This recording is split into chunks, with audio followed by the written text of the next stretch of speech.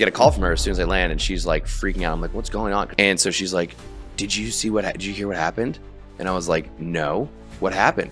And she's like, we got upgraded to the presidential suite. No way. Worth 30 grand a night. Yeah, so I got a $30,000 a night room for $400. I asked you, I was like, bring the value, and you brought the value.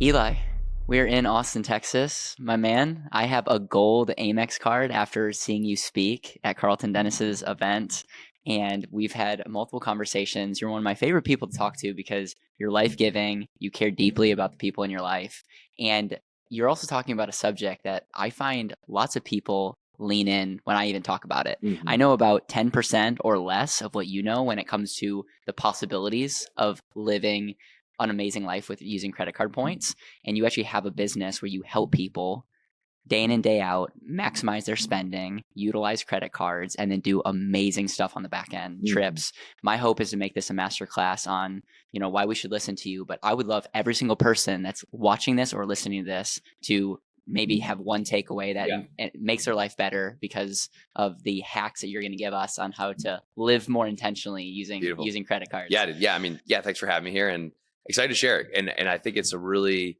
powerful thing because so many people overlook it. And when you think about, once you start to do the numbers on the value that this can provide for an individual, specifically business owners or investors, people that have a little bit of higher, lifestyle spend or business spend, you think about how much time and effort it takes to get a credit card and the potential return. It's like the opportunity for how little effort it takes is one of the highest leverage things that people can do. So, and it's fun, it's tactical, it unlocks a lot of amazing experiences. So I'm really excited to share more. I'm going to set the stage and see if you approve. So I'm at Costco, and they have, I fly Southwest quite a bit, and they have, you can buy $500 Southwest cards for $450. But that day they had an additional rebate of $20 in addition. So I did the math, and I was like, I'm going to fly Southwest. And so I bought $2,500, the max amount I could buy during that time. Sure. And I essentially got 16% savings on guaranteed spending. So after doing the math, I'm getting 16% on my actual spending. And I also get to use my ink card. So I get some type of benefits there. And so, but is that an example of like credit card hacking? Is like do something that you're already going to do. I don't think you're endorsing like spending money that you don't have. Correct. If you're already going to spend money and you can spend it on this piece of plastic versus this piece of plastic and actually get better results, it's an example of getting a return on spending. It totally is. Yeah. And you actually just nailed, like, if there was one key kind of metric that you want to look at, there's really two, but return on spend is like the core thing. And that's because like, if you look at, a cash back card generally gets you 2% back. If you have a points card and then you can use those points more effectively, like we're seeing our clients get an average of like 7 to 9% back when we optimize. Yeah. And that's because you can use the points more effectively than you can for cash back. Cash back is a fixed cap, right? 2% is 2%. But if you get a card that earns 2 points per dollar, and then you use those points at 4 cents per point, you just got 8% back. We're gonna talk about all this. Yeah. Because I literally, like, every time I talk to people, they're like, yeah, I love points. And then they're like using the portal or using their, we're getting those points for gift cards, and they're using a point for percent. And we're gonna go into all that. Yeah, exactly. Before we go into the masterclass, why you? What's your story, and why are you doing this as a living? Yeah. So, I mean, have you ever thought about this? Like, for a living, you help people. It's bizarre. It's crazy. It's the coolest thing ever. It's like, when you grew up, you weren't thinking like, I'm going to help people. Take the most baller trips of their life, and like have insane experiences and do it for free. It's like, what kind of career is that? So I mean, the backstory, man, is at a really early age, actually, when I was a kid growing up, I'll just kind of give you some of the background. I had this thing that I meant. Basically, I had this like physical thing where I thought I was going to die for a lot as a kid, and I was too afraid to talk about it to people. And so there's a lot of shame and embarrassment. But what that gave me was this like really intense appreciation for like, holy shit, we're alive once, and like it can go at any time. And so the first time I ever took my first ever like big trip, I was like bewildered by like, oh my God, the world's so big. There's so many experiences. Like I want to freaking live. Like I want to see these cultures, these experiences. I want to meet people. So I always had this thirst for adventure that I think came out of this kind of very early experience with what ended up not being a death experience at all, but like what I thought was going to be. And so the whole point of that is I got into building another travel company in my 20s. And we sent hundreds of people, actually thousands of people all over the world. And we were doing sports tours. So we take youth sports teams and their families on international trips. And so I got to lead trips all over the world. I saw people families coming together and sharing these beautiful experiences and really coming alive and like having these incredible trips. So I always fell in love with that. But the way I got into the points thing was because when I was in my early 20s, I had no money. And I had basically all my big problem. Big problem. Yeah. And I went to a school where everyone was a finance degree and they go to Wall Street. So my friends were making a lot of money. I didn't really have any. My tour company at the time was spending a lot. So it all led to this thing where I was like, oh, if I figure out points, I can travel with my friends and not have to take a corporate job. I can also help the company save money. So I just started learning. And then the first moment that I got obsessed with this, I'm 23 years old and I'm walking onto the plane going down the jet bridge at Dulles Airport in Virginia. And I'm looking down at the ticket and I'm like, I make $24,000 a year right now. This ticket would have cost me $6,000. I paid $5.60. So I was like, this is 25% of my income in my hand and I hardly paid for it. And I'm flying first class over to Europe.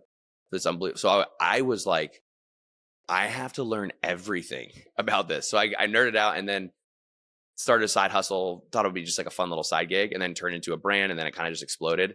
And obviously there was more intentionality than that, but like that was generally the story. Well, and every time you talk to people about this, because I know this because I'm not even an expert, but I'm like talking to people about this and they're like, they want to know so much. It's like, I think deep down inside, we like get it really quickly. And we're like, if you can show me how to do this, it resonates. A return on spend. I love that. Okay. So in my basic way of viewing at this, there's really two steps. There's the cards that you're getting to maximize the points. And then there's the maximizing the points on the back end. And so mistakes that I think people are making is they're not getting the best cards to maximize points. But then when they have the points, they're not maximizing them as well. I'm using the word maximize. We could maybe find a better word. Totally. But let me know if is there more steps to this or like you walk us we have through. a 3-step formula that I kind of created. I have 2 steps. You have 3 steps. That's 3 steps. There's 7 steps. Yeah, no. But I like the third step because it's going to touch on one of the pieces. Because you're right.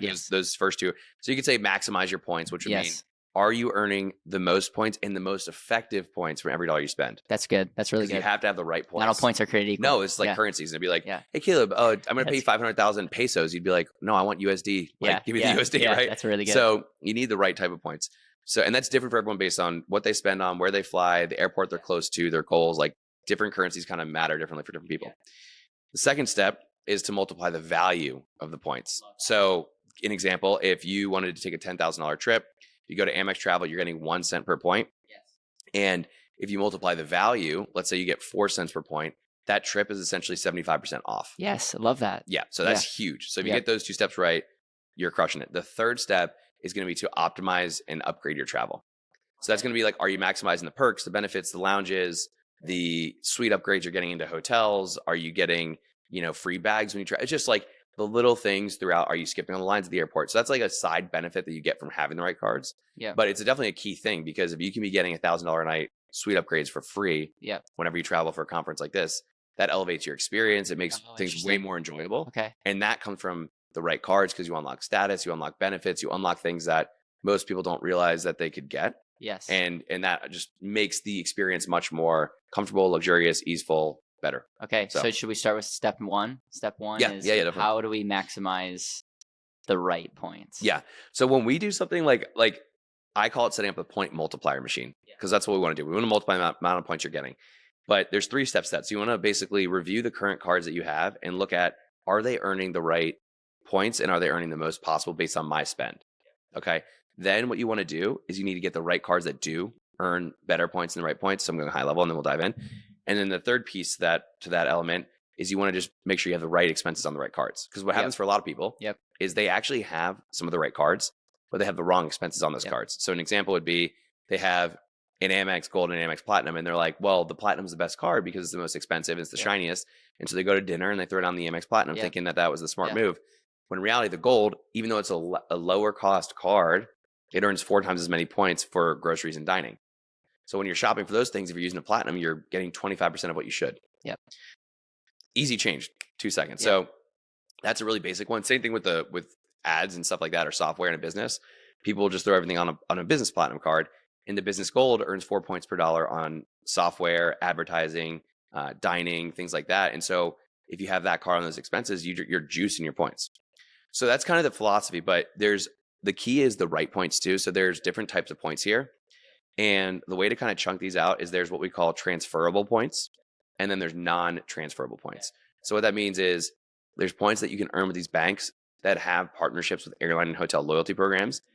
And you have to earn these because this unlocks the potential to get better value from the points. Yeah, it's the example of USD versus pesos. Exactly. Yeah. So those, because like, so Chase partners with Hyatt. They also partners with Southwest. It also partners with, Avianca and United, right? Yeah. So if you have Chase points, you have options to transfer the points when you need to. But if you only earn Southwest miles, you're only flying Southwest. That's it. Yep. And so having that flexibility allows you to actually extract maximum value from the points.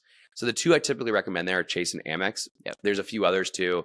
Citi, Capital One, and Built is a new one that's on the scene, which is actually really cool for paying your rent. Yes. It's a new thing. So if you start with those right points and then you look at which of those cards that earn those points give me the most based on my spending, then you're starting to optimize. Okay, so I know you do this for a living. Like most people are like, just you do an audit. If they weren't going to work with you directly, like how do you even begin? Like, is there tools online that someone could be like, how do I audit my spending and figure out what cards that I should get? Yeah, sure. I mean, there's a couple ways to do it. You can kind of do it quickly manually and just eyeball it and be like, okay, I know everyone spends on groceries and dining. Like you're going to eat food. Amex Gold. Amex Gold. Okay. Great card for anybody. Yeah. There's like different playbooks too. Like some people may want the Chase version of that. And there are some great, like the Chase Sapphire Reserve, Chase Sapphire Preferred are great cards too. There's Chase Freedom. But like basic level, I love the Amex setup because it's really simple and easy and everyone's familiar with Amex typically. So you could look at those. There are some apps. There's an app called Card Pointers. That's more for helping you store the cards and organize them. And so what that does is like all the cards you get when they have benefits and credits and all that stuff, you can start to just like track what you're utilizing there. And it will tell you, hey, it even has like geolocation. It'll be like you're walking into Chipotle and it'll be like, hey, you're at Chipotle, use your Amex Gold. So that is helpful for organization. But otherwise, you kind of just need to do some research really and just figure out. But the biggest thing is if you don't know what you spend on, then you're kind of in a tough spot. So you're a fan of budgeting? I'm cash flow tracking. I'm more just tracking things or paying attention. I'm not like a big budget guy. But you got to know the categories. You have to know the categories. Okay. Yeah, and just because, like, also be careful like what the codes add. So there's a tool called there's a website called Award Wallet, which actually syncs all of your points in one place. Wow. But they built a tool called the Reverse Merchant Lookup. So what this, I know. Some people have way too much time on their hands. But what this does is you can type in the merchant you're about to spend at, and then it will tell you what that merchant codes as on your credit card. Because some people will go, let's say you pay a marketing agency. Yeah. And you're like, well, I'm paying them to run ads. It's like, no, you're paying the agency. The agency is paying Facebook. So Facebook codes as ads, but your agency is not. So they're a contractor. Yes. So you want to make sure you know the right categorization of like what the merchant will actually be. That's like really nerd level stuff. Yeah. For most people, it's beyond what they need. Yeah. Yeah. But that'd be the recommendation. And I always recommend start simple. So like 2 to 3 personal cards and 2 to 3 business cards, you're set. Most people do not want to have a complex setup, and we really advise against that because complexity is the enemy of actually getting results. So I have business gold, personal gold, business platinum, personal sapphire, business ink.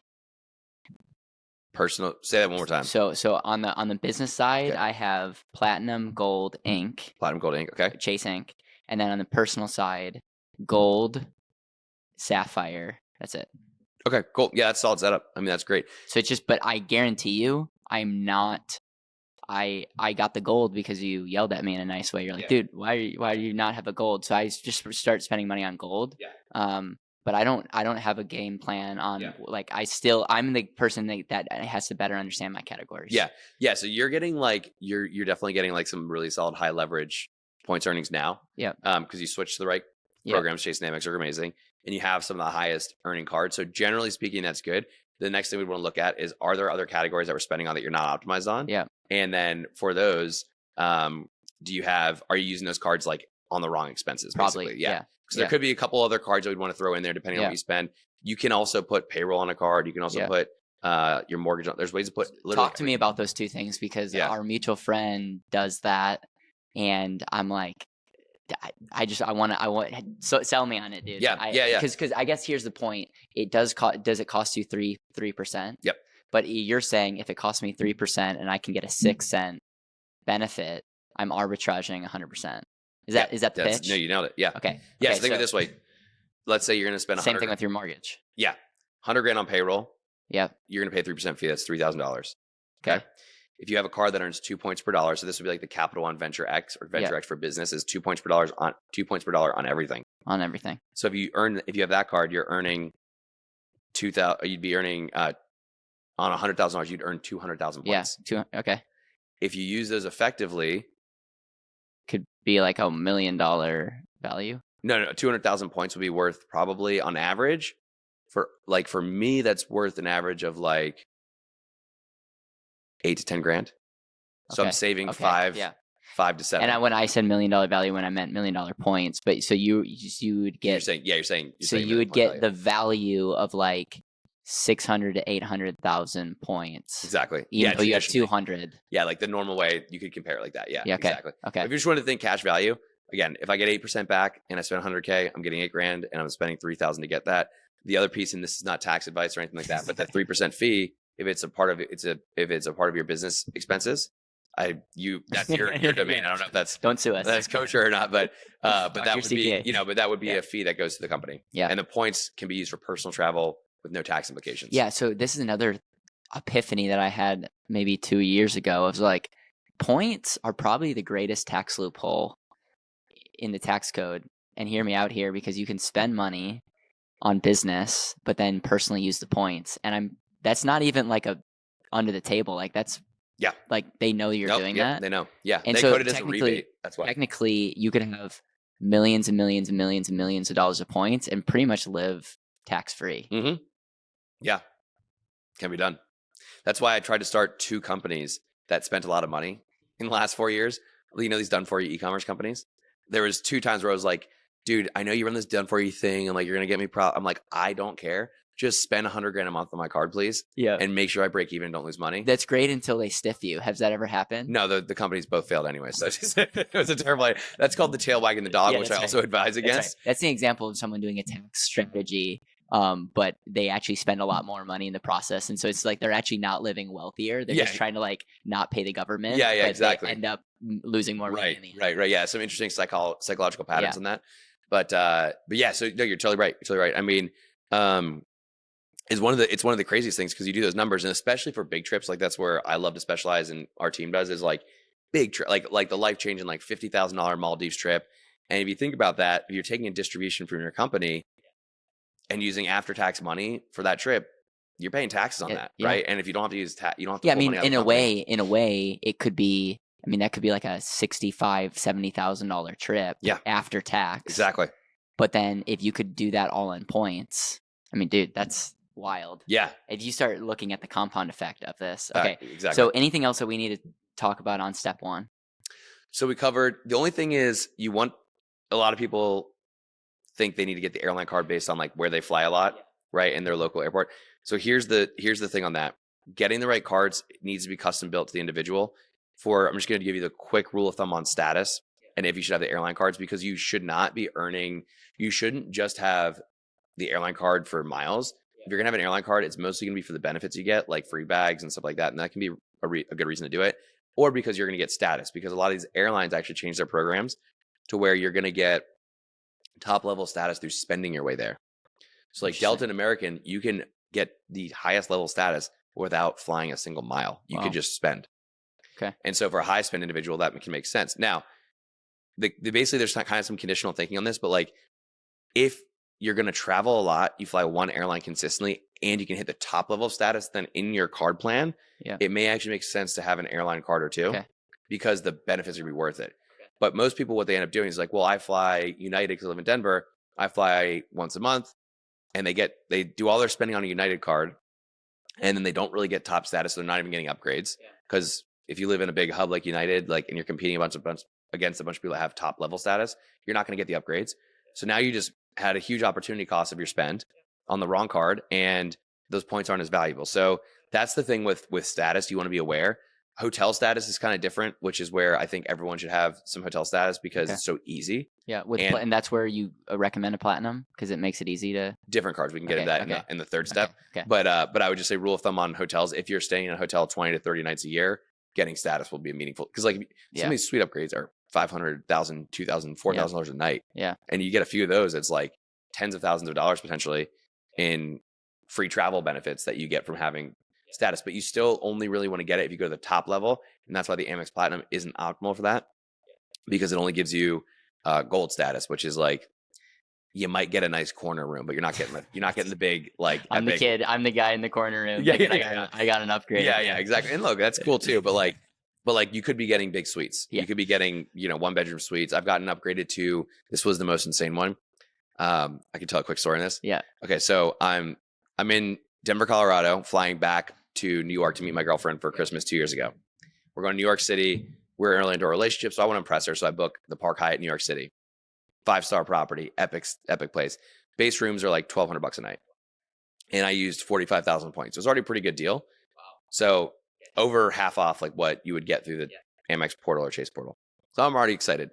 But I have globalist status because I have the right cards and I stay in Hyatt's a lot. So I get a call from her as soon as I land and she's like freaking out. I'm like, what's going on? Because she arrived early. I brought her in early because I was flying from Denver. And so she's like, did you hear what happened? And I was like, no, what happened?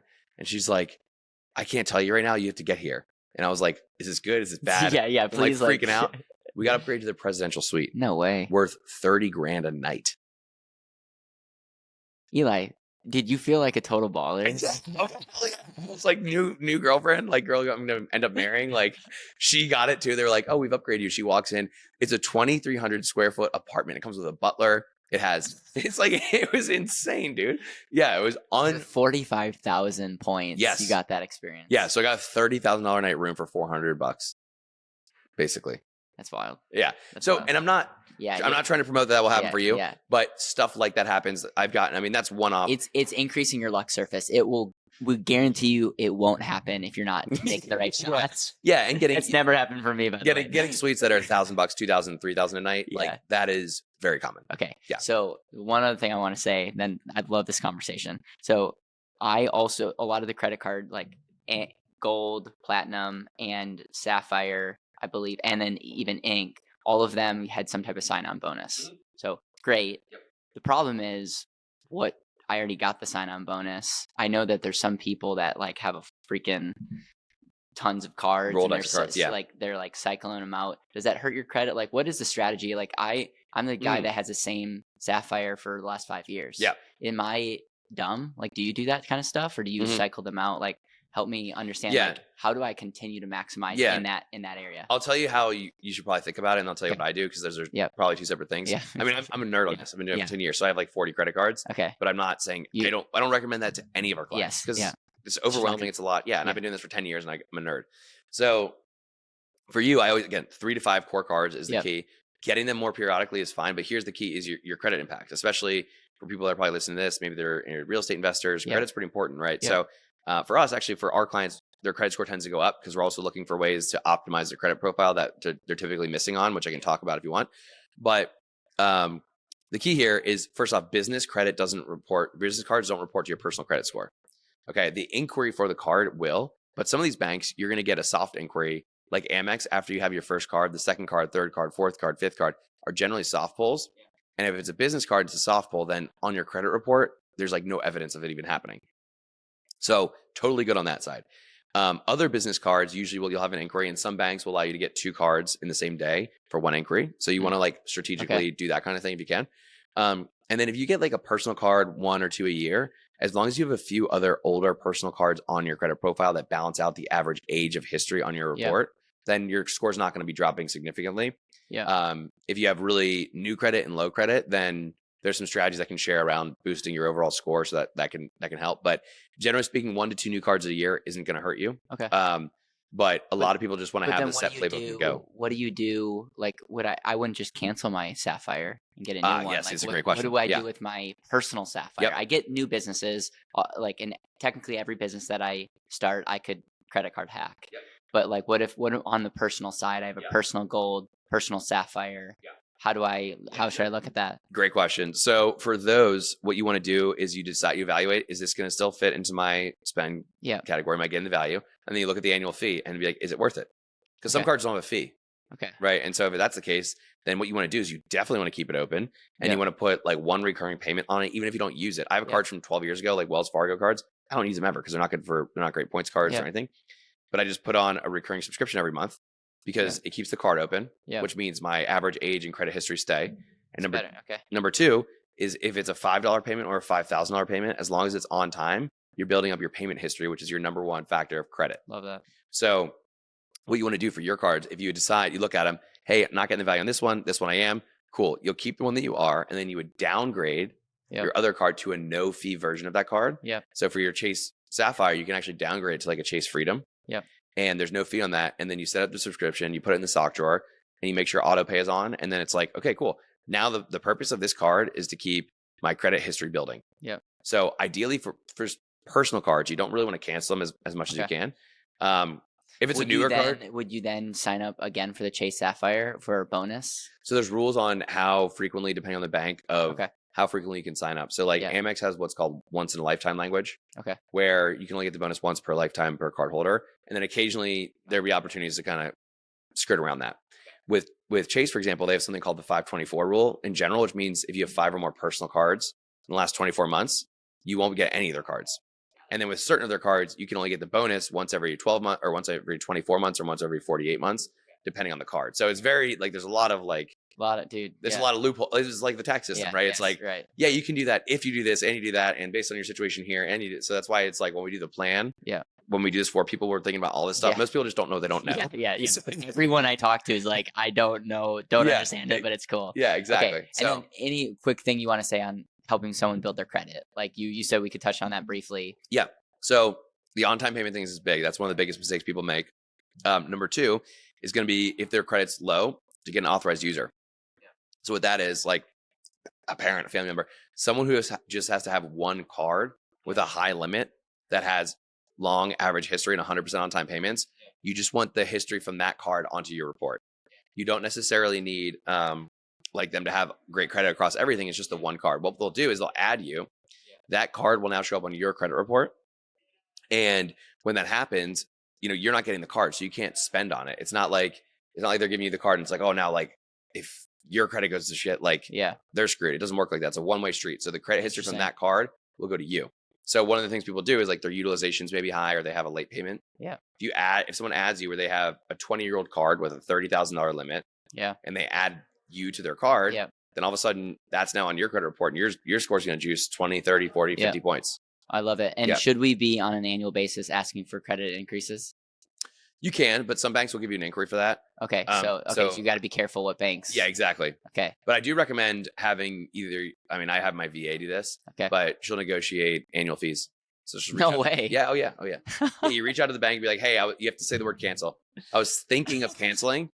What can you do about this fee? And they'll either waive it, partially waive it, or most of the time what they're going to do is give you, they're going to say, you know what, Caleb, we value your business. We can't waive it, but if you spend $2,000 in the next 60 days on it, we'll give you 40,000 points, which could be worth $1,000 for you. Eli, you're amazing. Yeah. I love this. Yeah. So I have a system where my VA goes through and she'll just message Amex, hey, I was thinking of canceling. And sometimes they say no if you haven't used the card a lot and they don't value you. You have nothing to lose though. You're thinking about canceling.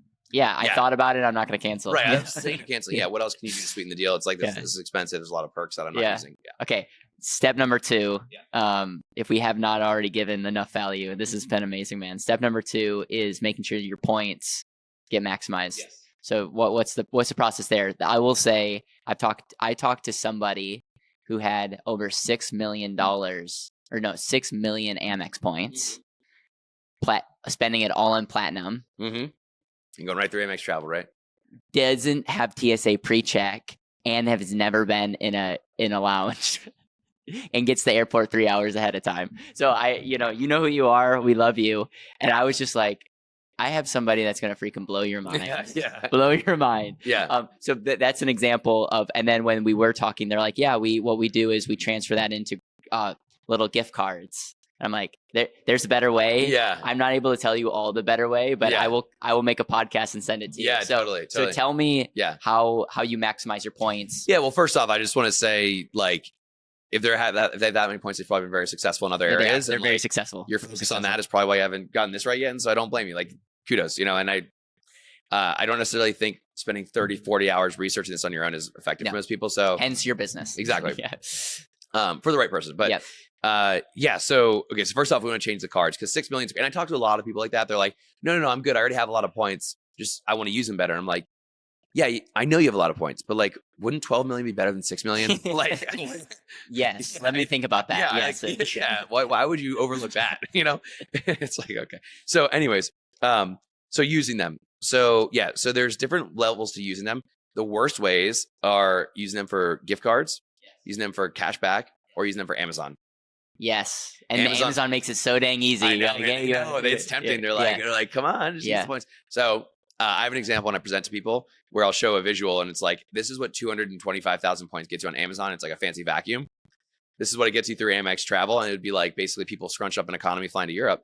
And this is what you could make it use, and it's a couple we sent flying Singapore Suites, which is literally like it's a seat that's bigger than this little studio room we're in, and there's two of them, and then in the middle the wall comes down and turns into a double bed. Wow. And so like you can really crank up the value on these, but it's going to be through transferring them. This is like basically points arbitrage, if you will. Yeah. Where the bank charges one way, they charge you based off the price of the ticket. Yep. So if the cost doubles, the number of points required will double. Yeah. Airlines have something called award charts, and hotels have like hotel pricing charts. Yeah. Where they're not based always on the price. Yeah. They're based off of the zone you're flying to or from, or the regions or whatever. Yep. So they've very, very intentionally gamified this. This isn't like an accident to give you opportunities to leverage these points for more value, but they make it complicated enough where most people won't figure it out. Yes. So they see people like me that are winning, and then like that makes you want to get a card, and they win off your fees. Yes. Right. So they know what they're doing. Yeah. But, and I've talked to loyalty, like the people that are in like loyalty program development at like American Airlines, like we've talked to those people, and like it's very interesting. But basically, when you do this effectively, yeah, I mean, there's two ways to think about it. You could think about getting better value, multiplying the value, or you could think about, I got this trip for 70% or 80% off what everyone else is paying for it in terms of points. So either way, but it's through converting the points to the right airlines. And those airlines are also in alliances. So this is kind of where it gets a little confusing, but like, I'll give you an example. I flew Lufthansa first class back from Germany to the US a couple years back. This is an epic experience. They drive you, you have your own, the lounge is in its own private terminal. So you have your own security. There's a private jacuzzi tub, a cigar room, unbelievable food.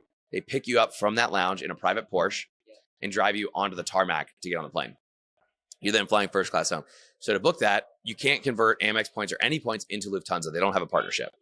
But Amex is in the Star Alliance, and Air Canada and Avianca both partner with Lufthansa. And they both also partner with Amex. So you can convert your Amex points, if you find the deal, into one of those airlines and then book Lufthansa. Now, the last layer to that is like, just because they're partners doesn't mean it's the best deal. Like Air Canada wanted like 120,000 points for that flight. Avianca only charged like 83,000. Wow. So even finding the right partner within that helped me get the best possible deal. Okay, so just for the person that's totally lost at home. Yeah, that was a lot. You can use on Amazon, and you're a sucker. Don't do that. Yeah. You can use on they make it super easy with the portal. Amex, you can go in and go on trips. Works better than Amazon, but still don't do that. Right. What you then can do is take your points and transfer them to other portals. And then on those portals, you get a better bang for your buck. Yeah. Is that? Yeah, exactly. Okay. And so how do you even begin? Because now we're getting into a little overwhelm. How do you go about looking at the values? Because I know April, my wife, she's into this stuff, and she like keeps everything in Amex until she wants to make a decision. Then she transfers and make that decision. She's not like transferring and storing much. Correct. And I don't know if that's the right way. That's 100% right. Okay. Yeah. So you do not want to speculatively transfer because number one, once you transfer them, you can't transfer them back. Yeah. So now you've lost the flexibility of those points. Yes. And number two, like the airline mile points over time, they'll devalue. Yes. So I'd rather have my points stored in inflation. Yeah, exactly. Point inflation's real, unreal. And you'll see it happens overnight sometimes where it's like, I'll talk to people, they're like, I had 800,000 IHG points, and overnight they lost 40% of their value. And I'm like, yeah, it can happen. So always use them first. Don't hoard them. Burn them. And so what you want to do there, basically step one is know your travel dates and goals. Yeah. And the more flexible you are, the better.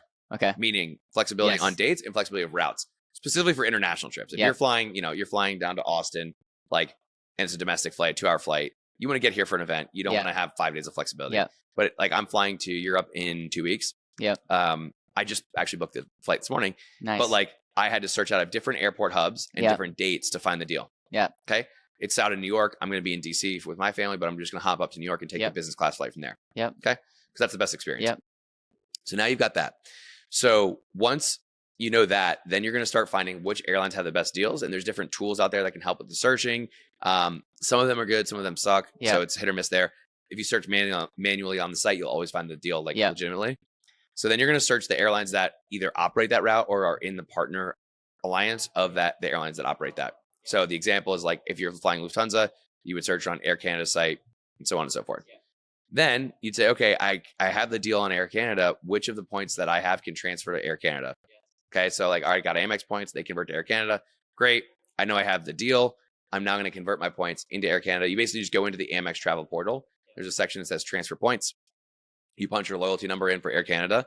You click send, and then you log into Air Canada, and they show up. I mean, it's like a money. I love that. It's like you're transferring. You're wiring your points. Exactly. You're basically wiring your points across, and then boom, you're able to. And then you can book the ticket. Yeah. Okay. And some banks have different transfer times. So some will be immediate. Some will be 2 hours. Yeah. Some can be up to like 48 hours. Okay. Which can be annoying if you're trying to get a quick deal on a plane. Yeah. Anything else? I mean, I know like, again, this is what you do. There's like some people that are going to nerd out about it and other people just should either work with you or like find an app that can help them be like 80%. Is there any other hacks in step number 2 that are like, this is like a good hack to help you? Yeah, there's a lot. I mean, there's still a lot there. The hotel game works differently than the airline game. Okay. So that's just, it's a different game. But like the key there is knowing the value of each point.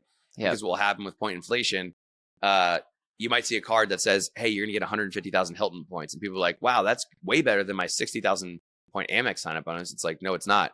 Because Hilton points are worth half of 1 cent. And Amex points are worth like not 2 all cents. Points are created equal. Exactly. I think that's one of the key takeaways. So you want to make sure like if you're earning these, you know where you're earning them. So that would be the biggest thing. I mean, there's more to go into there for sure. Like it's kind of like an infinite rabbit hole. Are points more valuable to you if they have more optionality? If they have more options tied to the point, is that point obviously more valuable because the supply and demand is like... Yeah, you're just giving yourself higher odds to use them more effective value. Yeah, I love that. Yeah. Oh, there is one more thing on the point stuff. So this is the flight we're doing back from Europe. So, and we have a philosophy called book now, think later. Oh, I don't know if I like this, but I'll listen. Big trips. Okay. So one of the big things is points. When you, let's say you're going to book a business class ticket to Europe and you found a great deal. If you book it and it's a normal fare, a non-refundable fare, then you're going to have a credit with that airline if you cancel. With points, you can just cancel, get the points back. So really, they're not going to go back to Amex, but they'll go back to the airline you hold them with. Yeah. So it gives you ultimate flexibility. So here's the deal. So like I was searching for some flights, just seeing what the deal was. And I saw this deal from Virgin and I was like, holy shit, we're going to fly Virgin Retreat Suites, which is basically like it's like a first class seat in their business class cabin. So it's like a really big pod, sliding door, the whole thing. And this cost 10 grand per person. I found a deal where it was only 29,000 points per person. No way, dude. Yeah. No way. Yeah. No way. So get this. And then it's $1,000 in taxes and fees because they charge high fees for that one. Usually they're like 100 to 200. Okay. So that's how Virgin works. But on top of that, there was a 40% transfer bonus from Amex to Virgin or from Chase to Virgin at that point. Wow. Now Amex has the same bonus. So I ended up paying 21,000 points. So $210 plus $1,000 in fees got me a $10,000 seat. Wow. Wow. So those transfer bonuses, and I was talking to someone yesterday. We're helping her plan a honeymoon trip to Bora Bora. Yeah. And she doesn't have a lot of spend because a lot of people are like, oh, I don't spend that much. This won't work for me. She spends like $5,000 a month. So we're game planning. Okay. Because she was like, I'm about to call my travel agent. I was about to put 25 grand down for this Bora Bora trip. And I'm like, thank God you talked to us first. Because I was like, we're going to get this card, and this card. And then what we're going to do is we're going to use, there's a Westin Bora Bora with overwater villas. They have a thing called the 5th night free. So we're going to book you 4 nights on points. You get the 5th night for free. And what we're going to do is when you get these bonuses, we'll use these cards. We're going to use some free night certificates comboed in there. And then we're going to look for a transfer bonus because there's a lot of transfer bonuses between Chase and Amex to Marriott very frequently. And so you get 40% extra points. So that just brings the cost down from even like 500,000 points for the week to 400,000. Plus she's getting the 5th night free. Plus those were off of sign-up bonuses. So even someone that spends $5,000 a month is going to get like a $20,000 honeymoon trip from playing the game. That's amazing. I've heard other people will say like they buy points off of a portal. Yeah. Is there any strategies there? Yeah. Or is it just like, is it the whole idea? Can you buy points for $0.01 or $0.015 and then use it? Like what's the strategy there? Buying points can be game changer. So this is really great for people in 3 situations. Their spend is low and they don't have a lot of points. Okay. They're not US citizens, so they can't get US cards and therefore they can't maximize their points. Or Number 3 would be their credit's low, so they can't get US cards. Okay, so those are the 3 main people that are going to want this, or there's just a crazy deal and it makes sense. So what you look for there is you typically are going to need to find these points when they have a buying miles bonus. So what you'll see is like sometimes they have a 50% bonus or 100% bonus, and you're going to get these points for maybe 1 cent per point or 1.5 cents per point, and then you use them for like 5 or 6. So an example would be you fly a $6,000 business class trip back from Japan, and you did it by purchasing miles that cost you $2,000. So even if you don't have the miles already, there's some times where you'll find those bonuses and you spend $2,000 to purchase the miles that will unlock a $6,000 retail trip. Love that. So that's like a great play if you don't have, don't have enough miles, or maybe you don't have the right type, something like that. Okay. Yeah. So the optimize and upgrade thing. So this is where you get primarily there's 3 elements to it. There's going to be the airport experience, the flights and hotels. Yep. Airport experience is really just maximizing those card benefits. TSA pre-check and clear combo. You should just have that. Optimize airport. You want to have as many lounge access opportunities as you have. So like the Amex Platinum is great for that because you get Delta lounges when you fly Delta, which is they're great. You have the Amex Centurion lounges, and you get priority pass. Yes. So that covers lounges in like almost any airport situation you're going to have is covered on those. So that's great. Unless you're in Nashville. Unless you're, I mean, they have Delta, but if you're not flying Delta, yeah, you're exactly. out of Yeah. Is there any way to get into a Delta lounge without flying Delta? No. Well, there is. But you can't say it legally. No, I can say it. Okay. I can say it. Perhaps, maybe you weren't sure if you needed to fly to Detroit instead that day, and you booked a ticket on miles just in case a business event came up, and you checked in, and then it turns out as you're waiting in the lounge, you don't need to go to Detroit anymore, and you cancel it and you get your points back, and now you're in the lounge. That's how you would do that. Okay, just hypothetically. Yeah, just hypothetically speaking, perhaps you had a business deal that went through, and I've never done that ever. I know somebody that does that with Southwest. They do Southwest. They get in for Amex even, or like they get through, like they get in the airport, get in the Amex lounge, cancel their Southwest, eat for free in the Amex lounge to do that thing, and then get out of the airport. I know a guy who did that almost every day for a year in New York. He was and it was all these really like some of the lounges are bougie, dude. There's lounges I've been to one in Doha where it's $400 bottles of champagne. You have your own private bedroom you sleep in. Like the meals are insane. So there were people that I know that were doing that, and they just kept changing the ticket each day. Yeah. And they would just go in. That was like their office, and they would sit and think about it. Who else is in a first class lounge in Doha? Yeah. Like he's just sitting there networking. Yeah. That's incredible. Unreal, right? Like it's totally, a wild thing. He got caught actually. They were not very happy, but don't do it every day. Endorsing that, but yeah. So that would be one option of doing that. Another quick hack like that, kind of like one that people are like, that's a pretty gray area. I've actually never done this one, but I know people that have, where they'll book, if they're in economy, they'll book window and aisle, and they'll book a third seat for the middle, and then that person just doesn't show up and they cancel it, and then like the odds of that seat being open are very high, so you get your own. Yeah. Anyways. Yeah. I don't recommend that. I think it's a little bit like easy to me, but people have done it. You haven't recommended it, but you've definitely thought about it. Yeah, I was like, that's be nice. You sit next to a linebacker on an economy flight, and you're like, I'll do anything to not have this again. Right? So we're on optimize and upgrade your travel. Yeah. So status. So getting to the highest levels of status is the key. Yes. There's specifically with hotels, Marriott, Hyatt, and Hilton are going to be your 3 main ones. Marriott, Hyatt, and Hilton. There's IHG too, but they just don't have a lot of great properties. So here's the trade-off of each of those. Hyatt has the best point value and, in my opinion, the best loyalty program. Yep. But the least amount of hotels compared to the 3. Yep. Marriott has the most hotels, but they also have like the most people that have that status. So you're competing for more. And like I'd say it's the middle option there. Yep. It's great for if you have a high frequency of travel, but their status is probably the hardest to get out of the 3. And then Hilton has the easiest status to get, but the worst point deals by a mile. Yeah. So the fast way, if you just were like, I want the fastest status, the Hilton Aspire card will get you diamond status, which unlocks all the suite upgrades. You get a free night certificate, free breakfast every day, free high-speed Wi-Fi, late checkout, things like that. So that's just from holding that card with Hilton. Okay. So, but that kind of ties you into Hilton, which I'm not a huge fan of. Some people love it. How much you have to spend to $0. You just get the card. You just get the card. That's why it's crazy. It's like it's the only only card. card. Wouldn't anyone get the card?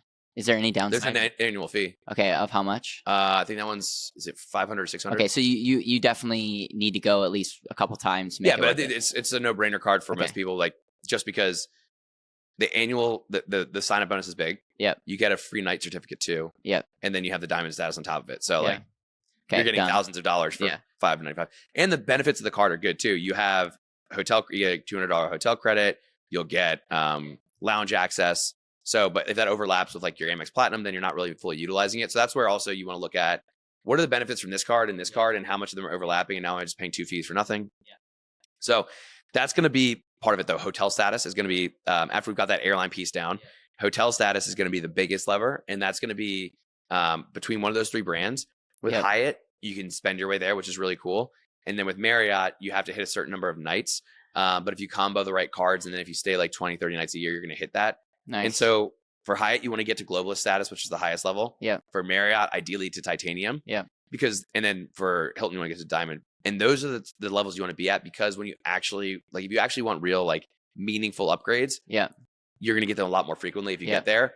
And if you just stay at like silver status or gold status with these brands, a lot of people have that. And like, I got gold status with my platinum card. And it's like, and you're just not getting. Yeah. Gold's not as valuable as it once was. No. So, okay. Were you going to say another thing? Yeah. So this is a tip for actually getting the upgrades. Okay. So you're going to get sweet night certificates with these when you hit certain status milestones, which basically they don't guarantee the upgrade, but it basically puts you in the front of the line. And so like with Marriott, you get sweet night certificates after you hit like 50 nights a year, stuff like that. You can apply those to your stay, and then the chance of getting the upgrade is much higher. But if you don't, then your status should get you at least some upgrade. Now, with that, one of the things that's a great move is you want to think of the psychology of the person that is approving or disapproving that request. If you make their day and you make it easy for them to do their job, then you've now set yourself up for the best odds. So you message them or you call them the day of check-in, the day before, and you check for the dates that you're staying at that hotel, and you find a room available that's in a category higher than you want. Yes. And so you would say, hey, you're in like the deluxe corner king right now, right? But you really want the 1-bedroom suite with the ocean view. Yep. You call them and you say, hey, total long shot here. Use some Chris Voss, never or go for no kind of thing.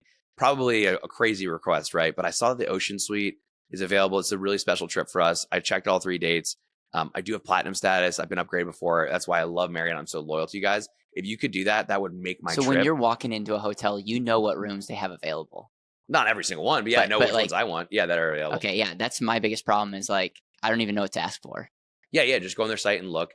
And you just want to see, like, so you booked a room, whether it's on points or not. Yeah. And you would just look and see what are the higher category rooms that are available. I mean, you like it's better to shoot for one that's reasonable. Yeah. Because if you're like, hey, can you give me the presents? Yeah, exactly. You're like dude, your gold status, bro. Just chill. Like, yeah, chill out, gold. Yeah. They'll be like, you're in the corner room. Okay. But if you ask for one that's like, it's like if you're asking for a pay increase at work, like, and you make 100K and you want like, I want $1 million. They're like, shut up. But if you're like, hey, 120, they're like, all right, now we're talking. So that can help. But that's a big difference too, because otherwise the person is behind the desk and they're just probably mind-numbingly bored. And they're like, oh, we'll upgrade Caleb to the corner room. But they're not like thinking, and I hear upgrade and I'm like, thank you. You're pumped already. Yeah, exactly. So I'm a big fan of that. And I'm a big fan also of being polite and kind, because it's like, and I felt it before myself, which I had to check myself, where I was like, it's easy to start to get entitled with this stuff. I'm like, we're lucky that this game even exists. Exactly. So that's a big thing too. Yeah. Eli, so many good things. Okay, so Hilton's easy for me. Just get the card. Yeah. Okay, help me understand Marriott. I think Marriott's the one I really want to get to titanium. What's my path to get to titanium there? So you need to stack. So the 75 qualifying nights is how you get there. Okay. And in a 1 year? In 1 year. But when you get the cards, they come with qualifying nights. Okay. So you can stack 2 cards together, and one of them comes with 25 nights and one comes with 15. So you're already at 40. Okay. So then you only need 35 actual nights. And then do you stay there every year after, or do you drop down? You have to requalify each year. So you have to do 75 nights each year. Yeah. Okay. Continue. Yeah. But for me, I have like 2 cards. I hit it beyond that every year. Every year. Yeah. And there is ambassador status too, which is 100 nights per year. And you also have to spend over 23 grand at Marriott properties. Wow. But like we're at an event right now. And I do events. Yeah. I do events. Oh yeah. Yeah. So like when, so there's some high profile people that we've done work for that do events too. And that's the play. Cause if you put that on the Marriott business card and then you stay 100 nights, like you hit the 40 and then you stay an extra 60 actually organically, then you're gonna hit ambassador, which is even higher. With that, you get 24/7 check-in. You have a custom concierge person. You earn even more points. It's pretty epic. But titanium is definitely the 80/20. Titanium's better than gold. Okay, so titanium's the 80/20. But if you really wanted to flex on it, you can. And so with titanium, so they'll also often do these double night bonuses. Okay. Where like usually it's around the beginning of the year where they're going to say, hey, like down there in their down periods, maybe like January through March and stuff. Hey, stay one night and earn 2 qualifying nights. Wow. So that can be a thing too. Yeah. But whether you use points or cash, those qualifying nights will count as long as you book them through Marriott's site and not through actually I can't remember if the qualifying nights count when you book through the portal. I don't think they do. You definitely don't earn points. But anyways, if you don't earn points, I can't remember if the qualifying nights hit, but I don't think they do. So if you hit your 40 nights off the cards, you have 2 cards and one gets 25 nights, one gets 15. Then you stay 35 nights organically. Maybe it's actually 25 and you get a few that are on that double night bonus. Yeah. Then you've hit titanium. I love it. And then that's where you're getting suite upgrades, free breakfast, and late checkout's a big deal too. I know you guys were just talking about late checkout right now. Late checkout at this hotel. Right. Yeah. And so it's much nicer to have, you're taking calls, you can work till 4 in your room and go to the airport for a 6 o'clock flight rather than have to get out at 11. Yeah. And then you're like, what do I do for 5 hours? Yeah. So those kinds of things help. Eli, anything else that I've not asked that, I mean, this has been I asked you, I was like, bring the value and you brought the value. My mind's being, but I hope our audience enjoys this as much as I am because this is like fun for me because I like figuring out hacks and there's return on spend. Like what did you say on average? Your people are getting 7 to 9% average, on their spending. Mm-hmm. That's amazing. Yeah, it's really cool. Yeah, that's amazing. Yeah, I mean it's epic because hopefully they're spending money on things that bring joy to them, and or if they're in business, bring a return. Yeah, but it's like what do you think of Dave Ramsey saying debit cards? Like, do you just lose your mind when people are spending money on what's the benefit of a debit card? Or no, I don't see any other than the psychology behind it. For some people, is probably good, but that's generally not the people I'm talking to. But like, yeah, I guess if someone really can't manage their finances and is like out of control, and they know, like, if I get a credit card, I'm gonna max it out. Probably not a good, because if you start accruing a lot of interest, especially like personal card interest. I mean, with business cards, there might be seasons where it's like I'm borrowing a little more. Like that's individual. There's also 0% cards. Like that's a whole thing. That's a whole different strategy of like strategy. Yeah, and there are cards that stack 0% interest and good points earning. So those are great. But yeah, I'm not a big fan because I think you're just missing out on a lot of benefits and you're going to spend the money anyways. So my philosophy would more so be for most individuals is like, get your mindset right around not overspending and then enjoy the benefits, because like you're just limiting yourself and basically you don't believe in yourself. Like you're just saying like, I can't manage money, therefore I need to restrict myself onto a debit card. It's like, that's not bad if you know you can't like contain yourself, but better option is like figure out what's going on with you psychologically so you can actually just manage a credit card. Yeah, in my world, there's people on TikTok and YouTube that I roll my eyes at because they're like, wow, you're like over pitching something or like way over the top. Is there anything in your world that when people open their mouth, you don't have to call anyone out by name, but is there any like things that you should be careful of if like you're watching, or trying to learn the points game? Like, if there are people out there that are saying stuff that are like, hey, this is sketchy, or that I actually don't endorse this thing. Yeah, that's a great question. There's a few things for sure. There's something called manufactured spending, which is where people get excited about points. I was explaining to you, I felt it where I'm like, you start seeing the power. You're like, especially when I was young and I didn't have any money, I was like, this is my gateway to freedom. Like that's why I named the company Freedom Travel Systems, because I was like, this feels like freaking freedom. And so you start thinking, how can I earn more points? And if you do that, then there's a thing called manufactured spending, which is definitely against terms and will violate their terms. But it's essentially where you would find things that can create spend that aren't organic spend. So there's things where people will like PayPal each other and like wire the money back to their account, or they'll go buy things and return them onto a debit card, or they'll do stuff like that. And so there's a lot of things like that that are very gray area, which I don't suggest. Because if you violate the rules and they catch you, they shut you down, they'll take your points and you're never working with them again. So I just say play by the rules. If you grow a real business, or you have just organic expenses, maximize those. Buying miles is great. Looking for sign-up bonuses is great. Referral bonuses are great. Like, so if I refer you a card, I'll get a bonus. So you play the game better there and you start to stretch these miles more, and you don't have to do any of the kind of sketchy stuff like that. So I don't think there's too much else. I mean, it's like the financial world, this is a game of infinite strategies and tactics and stuff like that. So without going super in depth into everything, I think we've covered the majority of what people need to know. Cool. We'll have links down below with different credit cards, but we'll also, what is the one thing that you want to give our audience? Like if not everyone's ideal to work with you directly, so why don't you just say like who is the people that would get a return in working with you? But if they're not, we'll make sure to have resources down below. And I'm excited. We've been talking. We're going to incorporate some of your expertise into what we do at BetterWealth, and I'm stoked about it because I don't know. I'm just, you've seen my face on this whole interview. It's just it's been a lot of fun. And so what kind of call to actions are there? And I mean, people can get in touch via the links below. I think the core message here is more around like living boldly. Like if there's things that you want to do and you're not doing them because it feels impractical, or you feel guilty around how much it's going to cost, or you're afraid of like, if I spend this much money on a trip, like I'd feel regret. There's probably things that you aren't even letting yourself think about because you don't want to deal with like how that's going to feel for you to think about spending that much money.